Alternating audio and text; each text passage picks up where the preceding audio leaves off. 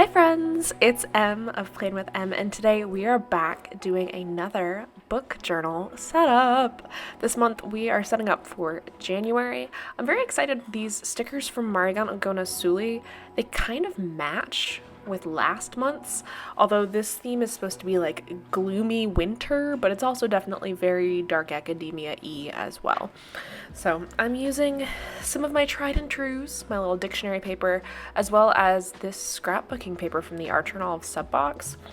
And I'm experimenting just a teensy bit with like layering washi and using paint pens again. I have these brush pens from Artex that I really like, mostly because they are brush pens, but they're also paint pens and I don't have to shake them. So that is where we're going. This cover setup was definitely a labor of love. And I'm still not entirely sure that it's exactly where I want it to be. I might go in after the fact and add some more of those sort of like squiggles that I have in my YouTube thumbnails.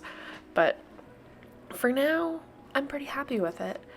It's January, or at least it's about to be, and we are going to be tackling so many reading challenges. So many to the point where I'm actually kind of concerned that my TBR is too short. I know. Usually I'm out here with like a 25 book TBR for the month. And I think this year, I mean, technically that's still right, but this month I only have like 12 on it. But here's the thing to keep in mind.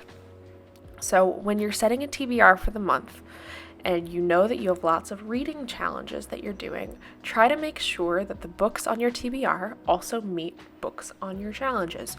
Now, I know that sounds super obvious, but sometimes we forget. And additionally, it's ideal if one book meets prompts for multiple challenges. That's the dream, because then if you can do that, right, you're freeing up more time for more books. And I will say my goal for 2025 actually might be to read less. Crazy. Absolutely bananas talk. But I do, I hit my 300 book Goodreads goal, and I kind of felt empty inside, just a little bit. And I haven't been as motivated. I felt like part of it was like, oh, I was just trying to get through it and hustle and hustle. And I might be a little bit burnt out on reading. So maybe it is for the best that I only have a couple books on my TBR this month compared to like a bajillion. I will also be making my sort of standard buddy reads and NetGalley pages. I haven't made my NetGalley page in a while, but part of that was because I was focused on doing a spending tracker. Now, for Bookopoly, you guys heard me say it, that I'm going to be doing my 30-day book buying ban in the month of January. So I don't have a spending tracker because I ideally will not be spending any money. We'll see how it goes. I'm optimistic, although there are some caveats there, right? Like my Libro FM subscription doesn't count, my Book of the Month subscription doesn't count, etc. Which maybe it does count because it's a book. Let me know what you think. And we'll see. Part of me is like, I need to keep that active so that I can get my free, I'm using air quotes here, book of the year in February. I don't know. I also might be quitting Book of the Month after that. It's up for debate. I'm not sure. Now, while we're still setting this up, I'm going to get a head start in talking about my 2025 first TBR of the year. It's January. So I am going to be cranking out a bunch of my January NetGalley reads, right? Because that's how we do. But I'm realizing that I actually only have 3 books left for January. Bananas. I did such a great job. Good job, past me. And so I'm going to get a head start on February's as well. and just sort of mix it up. And half of this is going to be backlist. Ah! So, in terms of the books that I'm starting with, we have The Starlight Heir by Amelie Howard, which is her, I think it's her debut romantasy. She's going to be the keynote at Love Y'all. So I am very invested in this book. Well, I'm paid for VIP or whatever they're calling it. So I will be receiving a copy of this book. I really hope I like it. I've heard conflicting things, but, we'll see. Next is Witchcraft for Wayward Girls. This is by Grady Hendrix. And I love everything he writes. Even How to Sell a Haunted House, despite it being some of my biggest triggers, namely I'm terrified of the dummy from Goosebumps. Scary. Very scary. Not a big fan. I have no idea what this is about. Presumably Witchcraft and Wayward Girls. I'm not very good at reading synopses or whatever, especially when it comes to my favorite authors. He was in Knoxville last year, and I missed it, and I just didn't even know it was happening, and I'm still devastated by it. Then we have The Bones Beneath My Skin by TJ Klune. I don't know if this is going to be a cozy fantasy or more kind of darker fantasy. I'm just excited that it's going to be something new, because I was kind of getting a little bit bored of the House on the Cerulean Sea stuff, honestly. Yeah. Then we have The Meadowbrook Murders by Jessica Goodman. I love her.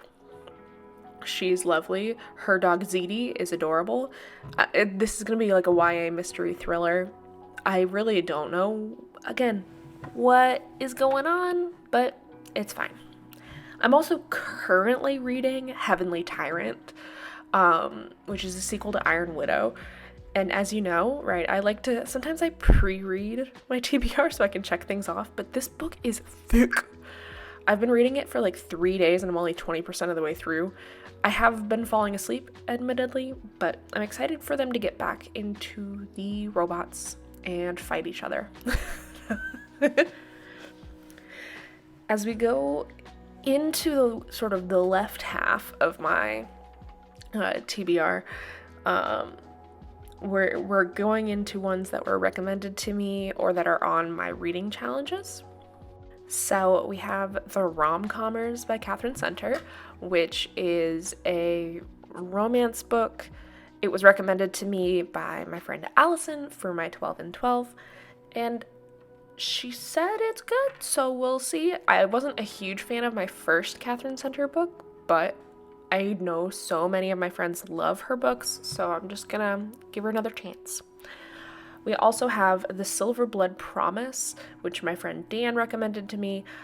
It's a fantasy book. I have the first one. This is the first one. It's already on my shelf, so I'm going to be reading it.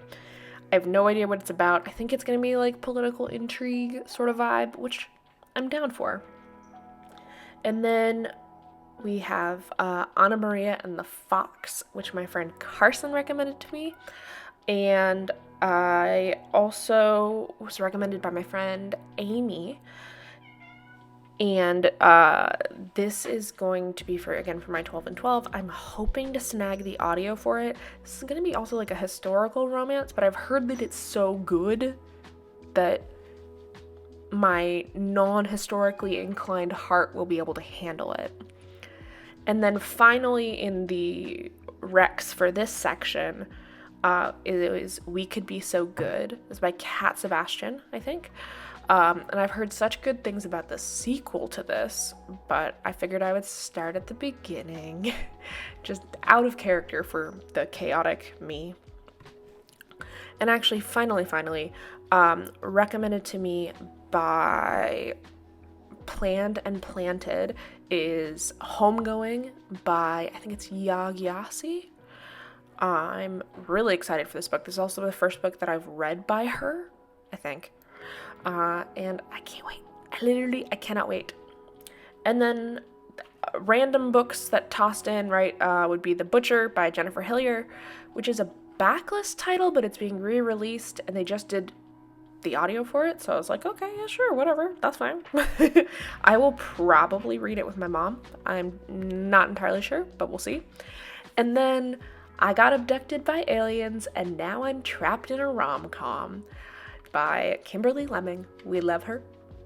We met her at Love Y'all last year, and I cannot wait for this book. It just sounds so niche and funny and not taking itself too seriously. And there's probably going to be some alien sex in it. We'll see. I don't know. And then we're launching into the sort of monthly wrap-up spread. And I was wondering, how do you guys feel about the monthly wrap-up? Like, do you like it? Should I keep doing it? I'm not 100% sure. I kind of like it. I kind of don't. So we'll have to see. I feel like I also should have maybe thought about keeping track within the month of the books that I read that are on my physical TBR. I don't know. It's too late now, but maybe for February. Maybe I'll figure it out. And here's the final flip through. I hope that you guys enjoyed making this with me. Comment down below what you're currently reading, and as always, happy planning.